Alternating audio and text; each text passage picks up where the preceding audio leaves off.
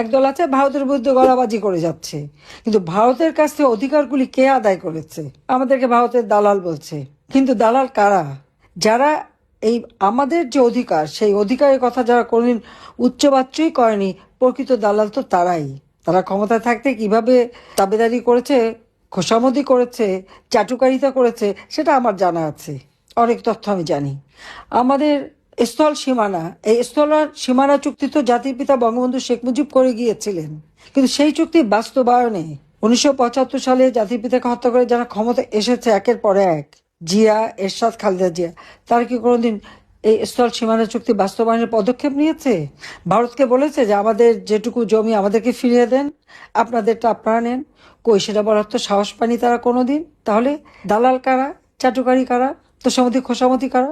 গঙ্গা পানির আমাদের যে অধিকার, সে অধিকারের কথা কারা বলেছে? যা কিছু করার আওয়ামী লীগই করেছে। আওয়ামী লীগ ক্ষমতায় থাকতেই এই গঙ্গা পানি চুক্তি, স্থল সীমানা চুক্তি বাস্তবায়ন বা সমুদ্র সীমা অধিকার, এগুলি আওয়ামী লীগ ক্ষমতায় এসেই করেছে। বন্ধুত্ব করে অনেক কিছু আদায় করা যায়, শত্রুতা করে না, এ কথাটা মনে রাখতে হবে। আর আওয়ামী লীগের পররাষ্ট্র নীতি হচ্ছে কি, সকলের সাথে বন্ধুত্ব, কারোর সাথে বৈরিতা নয়। আমরা সেই নীতিতেই বিশ্বাস করি, আর সেই নীতি করেই কিন্তু সারা বিশ্বের সাথে আমরা একটা সুসম্পর্ক বজায় রেখেছিলাম। কেন? একটাই লক্ষ্য, বাংলাদেশকে অর্থনৈতিকভাবে উন্নত করতে হবে। কারণ সকলের সাথে বন্ধুত্বই আমরা করেছি, কারো চাটুকারিতাও করিনি, দালালিও করিনি। কিন্তু আজকে আমরা যখন দেখি পরাজিত শক্তির দোসর হয়ে বাংলাদেশের ভাবমূর্তি নষ্ট করে একেবারে বিশ্বের কাছে বাংলাদেশকে একটা ভিক্ষুকে জাতিতে পরিণত করতে চাচ্ছে, এটাই হচ্ছে দুর্ভাগ্যের। একটি কথা স্মরণ করে দিই, 96 সালের ক্ষমতা আসার পর বাংলাদেশকে যখন আমরা খাদ্য স্বয়ংসম্পূর্ণ করলাম, তখন কি শুনেছিলাম? আমি পার্লামেন্টে ঘোষণা দেওয়ার সাথে সাথে বিএনপি নেত্রী এবং সাইফুর রহমান বলে বসলো যে খাদ্যের স্বয়ংসম্পূর্ণ হবে ভালো না, বিদেশ থেকে খাদ্য সাহায্য পাওয়া যাবে না। তার অর্থ কি ছিল? সারা জীবন বাংলাদেশে ভিক্ষা করে খাবে, এটাই তো। আমি সে কথা বলেছিলাম পার্লামেন্টেই। জাতির পিতা বঙ্গবন্ধু শেখ মুজিব বলেছেন, ভিক্ষুক জাতির কোনো ইজ্জত থাকে না। এটা হলো বাস্তবতা। তাহলে কারোর কাছে মাথা উঁচু করে চলাও যায় না, হাত পেতে চলতে হয়। আর হাত পেতে চলতে গেলে যে দুর্ভিক্ষ ঘটায়, সেটা তো 1974 সালে সেই চক্রান্ত করে দুর্ভিক্ষ, সেটা আমরা দেখেছি। দুর্ভাগ্য হলো যে লাখো শহীদের রক্তের বিনিময়ে অর্জিত এই স্বাধীনতা বারবার সেই স্বাধীনতাকে নস্যাৎ করার জন্য চক্রান্ত করে যাচ্ছে একটি অনেকগুলি দল আমি দেখি। আজকে ডক্টর মোহাম্মদ ইউনূস, তার কি স্বার্থ থাকতে পারে? তো আওয়ামী লীগের স্বাধীনতা এনেছে, কারণ একটা দলও তো সে সময় ছিল না, আওয়ামী লীগ ছিল, এবং আওয়ামী লীগ এই দেশের স্বাধীনতা উপহার দিচ্ছে মানুষকে।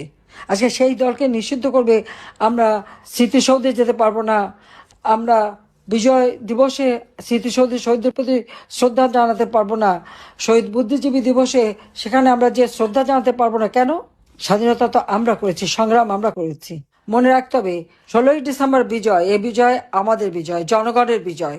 আওয়ামী লীগের নেতৃত্বে জনগণ এই বিজয় এনেছে। এই বিজয়ের সুফল জনগণের দ্বারেই পৌঁছাতে হবে। প্রত্যেকটা মানুষ যেন উন্নত জীবন পায়, প্রতিটি তরুণ যেন কাজ পায়, প্রত্যেকটা নারী যেন নিরাপদ থাকতে পারে, শিশুরা নিরাপদ থাকতে পারে, সেই পদক্ষেপই আমাদের নিতে হবে।